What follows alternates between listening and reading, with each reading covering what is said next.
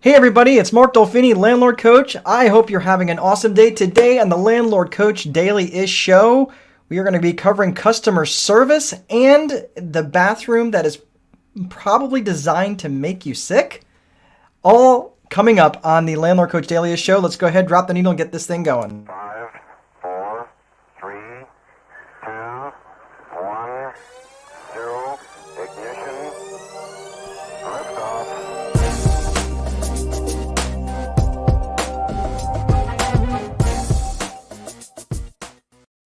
All right, everybody. Hey, it's good to see you here. Thank you for joining me on the Landlord Coach Daily-ish show. It's good to see you all. And today we're going to be talking about customer service stuff. I was thinking back about it's not related to a specific question, but there was somebody who would ask me about, how do you deal with angry tenants, right? Angry residents that just seem to want to just rip your head off we get those people. Everybody just has a bad day, and sometimes you just get people who have this perpetual bad day, right? Remind me of a story of, let me back up, because I used to work in the hospitality industry. I worked in the hospitality industry when I was growing up in the Catskills in upstate New York. There was nothing but hotels around us, right? So I worked for this place called the Fallsview, which is over by the Nevele, for those of you people who remember that. I don't even think the Fallsview is actually even there anymore.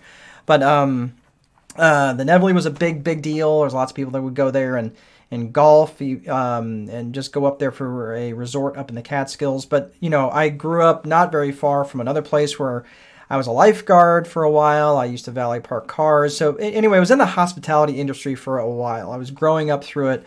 And then when I got out of the Marine Corps and I worked my way through college when I was at Purdue, I also worked in the field of hospitality, and I worked for a small regional company.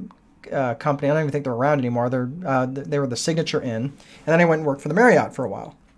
So I have had a lot of experience in the hospitality industry, which I took, AKA stole a lot of what I learned in the hospitality industry and brought to the landlording industry, right? The residential property management industry.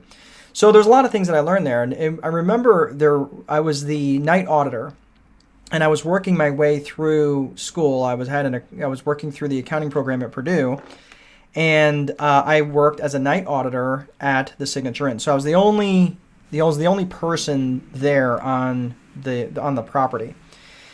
And this woman had come in and was literally having probably like the worst travel day ever. And it was like the worst travel day with your spouse ever. Like, her husband was just upset, and so she came in to check them in, and you could just tell that she was just set off, just not happy, And when you're traveling with your spouse and your spouse isn't happy, it's like going camping with them in the rain.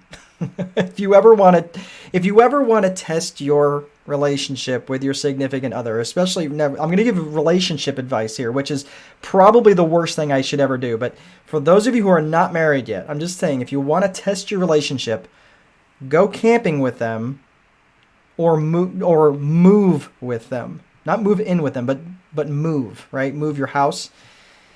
Yeah, that's a great way. But either one of those things in the rain. So either go camping in the rain or moving in the rain. Those two things alone will test any marriage or any relationship in general. So obviously she was just really, really upset, and so I was really not in any particular place to sit in. I was trying to get my homework done. It was like, I don't know, 12:30 at night, 1 o'clock in the morning. It was really, really super late. They were supposed to be in hours ago, and she was just kind of going on, and I was just standing there listening. And I was just kind of waiting for her to stop talking, but then I realized that she really just needed someone to vent to. And I was probably, I don't know, I'm thinking 27 at the time. So I was not, I wasn't a young man, but I was still learning my way around the ropes, around the professional, courtesy environment and things like that. But I was just doing the human being thing, and I was just listening to her. And it was amazing that when just the simple act of actually stopping and listening to what she was saying, yeah, she was complaining about everything. She couldn't find the hotel. It wasn't well lighted. It wasn't well lit. I mean, everything was just wrong. She was just upset about everything. But as I realized that I'm just sitting there and I'm just listening to her talk, it was really, you could just almost see it, like her leveling down. Her whole demeanor was softening. And I was just actively listening. Oh, okay. Oh man, that's terrible. Oh wow. Oh really? Your rental car was messed up too? I mean, I'm engaging with her and I'm actively listening. But one of the things that I realized is that if you're going to be actively listening, it requires one thing. It requires you to actually stop talking, right? You're not to interrupt these people when they're actually, especially your customers, sometimes they just want to vent. And that's not necessarily, as long as they're doing it, not at your expense, but that requires you to stop talking, right? And for those of you who know me and know me well, like for me not to talk for long periods of time, it like trips a circuit breaker and I'll actually just lose my mind. But it reminded me of something that I actually learned from the Marriott, and I kind of adapted it to my own use, but it's not, so it is a little bit different. So for you Marriott purists out there that used to work for that company, which is a wonderful company, by the way. When you are, so the L.E.A.R.N process, and this is something that I talked about in my book, The Time Wealthy Investor 2.0, but the L.E.A.R.N process is just simply a customer service technique that I've adapted and made my own along the way. So in the L.E.A.R.N process, it's basically the L is to stop and listen, actively listen to what they're saying. And when you can do that, and you can actively listen and again engage with them. Oh wow, that sucks. I'm really sorry, right? Like you just kind of go along with them. But that's probably, if you do nothing else, if you do that well, you can talk 90% of people down. I'm not saying that you're going to always get what you want or you need to give in to them, but just a lot of time, just listening is the biggest piece of this. The E part of this, I'm going to go through the rest of this kind of quickly. The E is to empathize, right? Not sympathize. Sympathy is about you. Empathy is about them, right? So you empathize with them. You apologize, even if it's not your fault. Oh, I'm so sorry you've had such a horrible day. I truly understand that that's just, it's just awful, right? Then R is to restate the problem, right? R is to restate. So restate the problem, like meaning, okay, so I understand that you are, and again, in the context of a rental business, okay, I understand your dryer is not working, right? Or something along those lines. That way you're reaffirming to them that not only you heard them, but you want to make sure that you're addressing the proper problem, right? Because you may be trying to fix a problem. It might be a solution trying to find a problem, right?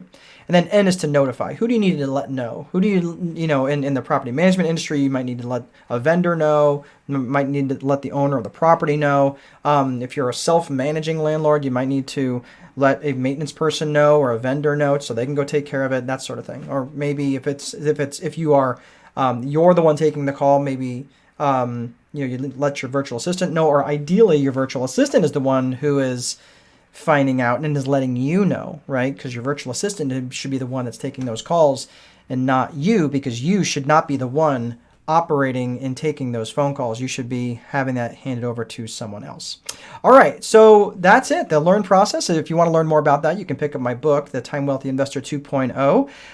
Or if you want to learn a little bit more, you can go into the course, which is at landlordcoach.com, and to learn more about that. All right, are you ready for the most ridiculous item of the day? I don't know about you, but I am. Let's kick that off.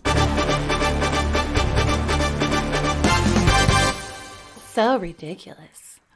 Yes, this is so ridiculous. It's I know your favorite time and mine. It is the most ridiculous bathroom, I think, that was designed to make you nauseous. Oh, good God.